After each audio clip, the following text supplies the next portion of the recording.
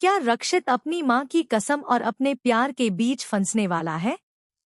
और क्या एक थप्पड़ के बाद शुरू होगी बदले, साजिश और ऐसे राज की कहानी जो पूरे परिवार की नींव हिला देगा? तो गाइज, तुम देना साथ मेरा कि कहानी अब उस मोड़ पर पहुंच चुकी है जहां हर एपिसोड में एक नया धमाका देखने को मिलने वाला है। अब तक जहां लग रहा था कि आखिरकार रक्षित और अपराजिता की जिंदगी में खुशियां लौटने वाली हैं, वहीं अब किस्मत उनके सामने ऐसी परीक्षा लेकर आने वाली है जिसकी किसी ने कल्पना भी नहीं की थी। प्यार, परिवार, सम्मान और रिश्तों के बीच शुरू होने वाली यह जंग अब पहले से कहीं ज्यादा खतरनाक होने वाली है। आने वाले एपिसोड की शुरुआत होती है सत्यनारायण भगवान की पूजा से। पूरे घर को बेहद खूबसूरती से सजाया गया है। हर तरफ रोशनी, फूलों की खुशबू और मेहमानों की चहल पहल दिखाई देती है।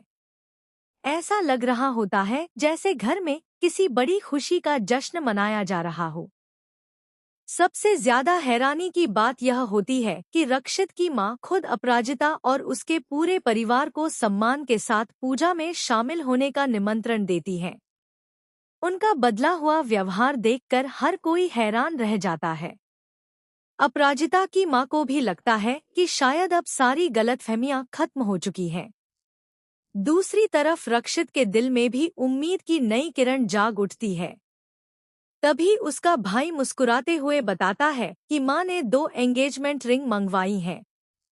यह सुनते ही रक्षित की आंखों में खुशी के आंसू आ जाते हैं। उसे लगता है कि आज उसका सपना पूरा होने वाला है और पूरे परिवार के सामने उसका और अपराजिता का रिश्ता स्वीकार कर लिया जाएगा। लेकिन यही खुशी कुछ ही मिनटों में सबसे बड़े तूफान में बदल जाती है। पूजा खत्म होने के बाद अपराजिता की मां पूरे सम्मान और विश्वास के साथ शगुन की थाल लेकर रक्षित की मां के पास पहुंचती है। जैसे ही वह थाल आगे बढ़ाती है, अचानक रक्षित की मां उसे जोर से नीचे गिरा देती है। पूरे घर में सन्नाटा छा जाता है। थाल की आवाज के साथ ही रिश्तों की डोर भी टूटती हुई महसूस होने लगती है। इसके बाद रक्षित की मां सबके सामने अपराजिता और उसके परिवार का अपमान करना शुरू कर देती हैं। वह एक एक शब्द ऐसे बोलती है जैसे वर्षों का गुस्सा निकाल रही हो।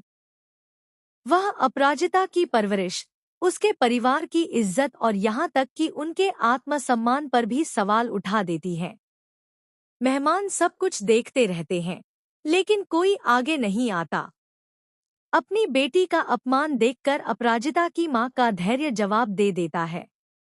वह कांपते हुए हाथों से रक्षित की मां को जोरदार थप्पड़ मार देती है। यह थप्पड़ केवल एक इंसान को नहीं, बल्कि पूरे माहौल को झकझोर देता है। अगले ही पल पूजा का वातावरण युद्ध के मैदान में बदल जाता है। लेकिन असली चाल तो अब शुरू होती है। रक्षित की मां तुरंत रोने लगती है। वह खुद को पीड़ित साबित करने के लिए ऐसा नाटक करती है कि घर के सभी लोग उनकी बातों पर विश्वास करने लगते हैं। वह कहती है कि उन्होंने तो केवल रिश्ते सुधारने की कोशिश की थी, लेकिन बदले में उन्हें सबके सामने अपमानित किया गया। परिवार के बड़े बुजुर्ग भी बिना सच्चाई जाने अपराजिता की मां को ही दोषी ठहराने लगते हैं। अपराजिता अपनी मां को संभालती है, लेकिन उसकी आंखों में दर्द साफ दिखाई देता है।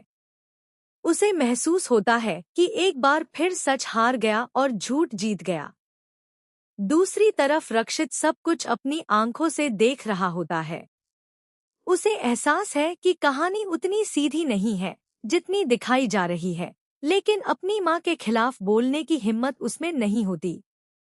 उसका दिल और दिमाग दोनों अलग अलग फैसले लेने लगते हैं। इसी बीच रक्षित की मां उसे अपने कमरे में बुलाती है और उसकी जिंदगी बदल देने वाली कसम दिला देती है। वह कहती है, अगर तुम सच में मुझसे प्यार करते हो तो तुम्हें मेरी आखिरी इच्छा पूरी करनी होगी। तुम्हें इरा से शादी करनी ही होगी। मेरी कसम है तुम्हें। मां की कसम सुनते ही रक्षित के पैरों तले जमीन खिसक जाती है। एक तरफ उसकी मां होती है जिसने उसे जन्म दिया है, और दूसरी तरफ अपराजिता होती है, जिसके साथ उसने पूरी जिंदगी बिताने के सपने देखे हैं। अब उसके सामने ऐसा फैसला खड़ा है जिसमें किसी एक को चुनना ही होगा। लेकिन कहानी का सबसे बड़ा ट्विस्ट अभी बाकी है। उसी रात अपराजिता को पूजा वाले हॉल की एक टूटी हुई सजावटी लाइट के अंदर एक छोटा सा रिकॉर्डिंग डिवाइस मिलता है। पहले तो उसे लगता है कि यह कोई साधारण चीज होगी, लेकिन जब वह उसे चलाकर सुनती है तो उसके होश उड़ जाते हैं। उसमें रक्षित की मां की आवाज रिकॉर्ड होती है, जिसमें वह अपनी खास सहयोगी से कह रही होती है कि आज का पूरा अपमान उन्होंने पहले से प्लान किया है ताकि रक्षित कभी भी अपराजिता से शादी न कर सके।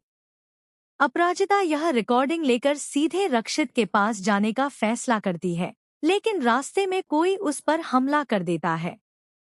रिकॉर्डिंग वाला डिवाइस गायब हो जाता है और अपराजिता घायल हो जाती है। अब सवाल यह है कि आखिर वह नकाबपोश कौन था? क्या वह इरा थी, या फिर परिवार का ही कोई ऐसा सदस्य जो अब तक मासूम बनने का नाटक कर रहा था? इधर रक्षित को भी कुछ अजीब बातें परेशान करने लगती हैं। उसे याद आता है कि पूजा शुरू होने से पहले उसकी माँ किसी अनजान व्यक्ति से फोन पर बात कर रही थी। वह चुपचाप उनका फोन देखने की कोशिश करता है, लेकिन तभी सारे मैसेज डिलीट किए जा चुके होते हैं। इससे उसका शक और भी गहरा जाता है। दूसरी तरफ इरा का असली चेहरा भी धीरे धीरे सामने आने लगता है। वह रक्षित से कहती है कि अगर उसने शादी से इनकार किया तो अपराजिता के परिवार पर ऐसा आरोप लगाया जाएगा कि वे जिंदगी भर अदालतों के चक्कर काटते रह जाएंगे। यह सुनकर रक्षित समझ जाता है कि मामला सिर्फ शादी का नहीं, बल्कि बहुत बड़ी साजिश का हिस्सा है। अब कहानी में एक और चौंकाने वाला मोड़ आता है। रक्षित का छोटा भाई गलती से एक पुरानी फाइल देख लेता है जिसमें कई साल पुराने दस्तावेज मौजूद होते हैं। उन कागजों से संकेत मिलता है कि रक्षित की मां और इरा के परिवार के बीच पहले से कोई बड़ा समझौता हुआ था। ऐसा समझौता जिसके कारण दोनों परिवार किसी भी कीमत पर यह शादी करवाना चाहते हैं। अगर यह राज खुल गया तो सिर्फ रिश्ता ही नहीं, बल्कि पूरे परिवार की प्रतिष्ठा खतरे में पड़ सकती है। इधर अपराजिता हार मानने वालों में से नहीं है।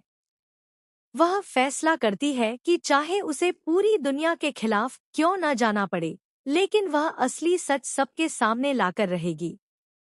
वह पूजा में मौजूद हर मेहमान से बात करना शुरू करती है। तभी एक बुजुर्ग महिला बताती है कि उन्होंने अपनी आंखों से देखा था कि शगुन की थाल जानबूझकर गिराई गई थी। हालांकि वह उस समय डर की वजह से कुछ बोल नहीं पाई। यह गवाही कहानी को पूरी तरह बदल सकती है। अब अगले एपिसोड में देखने को मिलेगा कि रक्षित आखिर किसका साथ देता है। क्या वह अपनी मां की कसम निभाएगा या अपने प्यार और सच के लिए पूरे परिवार के खिलाफ खड़ा हो जाएगा? क्या अपराजिता चोरी हुई रिकॉर्डिंग वापस हासिल कर पाएगी? क्या इरा की साजिश सबके सामने आएगी? और सबसे बड़ा सवाल, क्या रक्षित की मां का वर्षों पुराना राज अब हमेशा के लिए बेनकाब होने वाला है? एक बात तो तय है कि आने वाले एपिसोड में इमोशन, सस्पेंस, धोखा और बड़े-बड़े खुलासे लगातार देखने को मिलेंगे।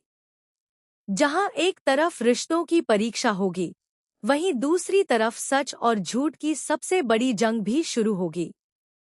अब यह देखना बेहद दिलचस्प होगा कि आखिर जीत प्यार की होती है या फिर साजिशों की।